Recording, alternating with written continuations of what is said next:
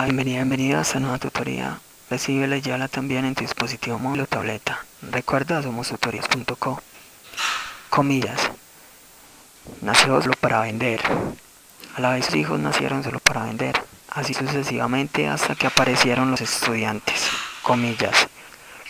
Como se observa en la figura, el ejercicio planteado consiste en crear un algoritmo que permita invertir un vector. En la línea 3 vemos la instrucción numeral include iOstrian. iOstrian es una librería que permite la entrada y salida de datos. En la línea 4 vemos la instrucción numeral include conio.h. Conio.h es una librería que también permite entrada y salida de datos. Es decir, cuando usted necesite capturar información del usuario, eso sería una entrada de datos. Y cuando usted necesite mostrar por pantalla información al usuario, eso sería una salida de datos. Para poder efectuar operaciones de entrada y salida de datos, entonces debemos de incluir una de estas dos librerías. En la línea 6 vemos la instrucción using namespace std. Con esto estamos indicando al compilador que use el espacio de trabajo estándar de C++. Y entonces de esta manera vamos a poder programar de manera más flexible, pues estamos usando un espacio estándar. Pero si no incluimos esta línea, entonces vamos a tener que crear nuestro propio espacio de trabajo. Y en ese caso entonces vamos a tener que ceñirnos a la semántica estructurada de programación del lenguaje C++. Entre las líneas 8 y 24 vemos el main. ¿Qué es el main? El main es el programa principal, es decir, el inicio del programa. Recuerde que cuando un programa se compila, lo que hace el compilador es buscar las librerías, luego el espacio de trabajo y por último busca el main, es decir, por donde inicia el programa. En la línea 10 declaramos de tipo entero un vector llamado edades y lo inicializamos con 10 valores. Asimismo, se declara de tipo entero una variable x que se inicializa a 0 y una variable auxiliar. Recuerde que las variables de tipo entero solamente recibirán datos numéricos enteros y no decimales. Y recuerde que un vector es una estructura de datos estática. Las estructuras de datos son espacios de memoria RAM que se reservan en la ejecución de un programa. Entre las líneas 12 y 18 vemos una estructura repetitiva. Recuerde que las estructuras repetitivas permiten ejecutar líneas de código repetidamente, aprovechando así la velocidad de procesamiento de datos de un computador.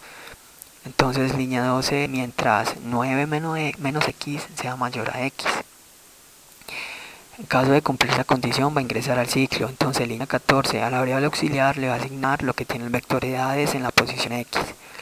Línea 15, al vector edades en la posición x le va a asignar lo que tiene el vector edades en la posición 9 menos x. Y línea 16, al vector edades en la posición 9 menos x le va a asignar auxiliar. En la línea 17 incrementamos la variable x, es decir, a x le asigna x más 1. Aquí básicamente, ¿qué se está haciendo? Un intercambio, un intercambio de datos, ¿sí? Es decir, estamos recorriendo el vector de punta a punta. Es decir, lo recordemos ascendentemente con x y descendentemente con la operación 9 menos x. 9 menos x porque el vector es de tamaño 10. Entonces con x tenemos las posiciones iniciales y con 9 menos x las últimas posiciones. Como se obtiene la primera y la última posición, solamente resta entonces intercambiar los datos. Recuerde que cuando usted tiene una estructura de datos no es conveniente sobreescribir los datos. ¿Por qué? Porque se borra la información y hay que manejar la consistencia en los datos. Para eso se usan las variables auxiliares o temporales.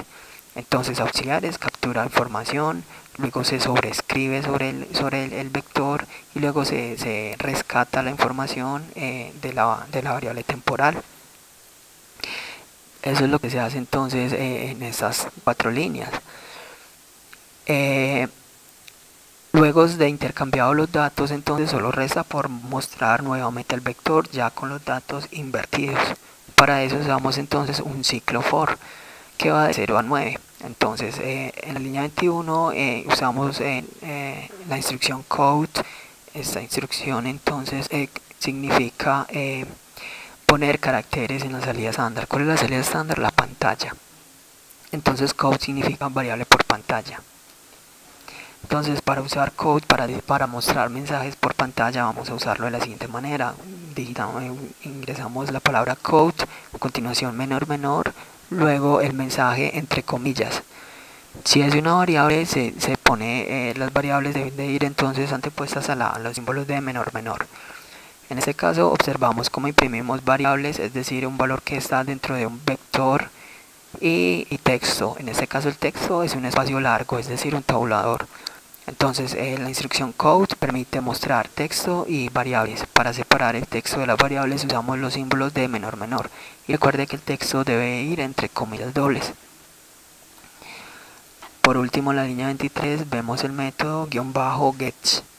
Este método lo que hace es dar una espera de entrada de datos.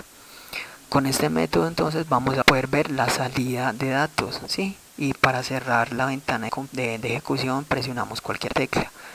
Pero si no se incluye este método, entonces el programa va a compilar normal, va a ejecutar normal, pero no vamos a alcanzar a ver la salida de datos. ¿Por qué? Porque no hay una espera de teclado. Esta fue la tutoría del ejercicio crear un algoritmo que permita invertir un vector. Repasa teoría, resuelve nuestro test y practica un algoritmo en el tablero. Si esto te gustó o no, te invitamos a discutirlo y a valorar la experiencia de esta tutoría. Recuerda, somos tutorías.co, coordinamos como @tutorías, posteamos en Facebook y Google Plus como Tutorías Colombia. Pregúntanos, contáctanos, haz parte de nuestra